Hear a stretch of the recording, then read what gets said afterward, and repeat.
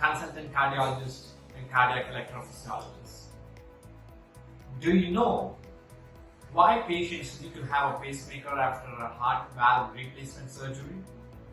Well, not all patients would need it, but a few patients would land up in slow heart rates called bradycardias. This is the heart, and when you place a valve in these valves, or you correct these valves, there's a possibility that the patient's own native electrical wires can go slow, resulting in complete heart block. These patients might need pacemakers. And also patients with pre-existing heart failure, these pacemakers can be implanted to improve the heart failure function. But remember, all these are done on a case-to-case basis. The doctor has to take an informed decision with the patient and decide what is best for him. Thank you.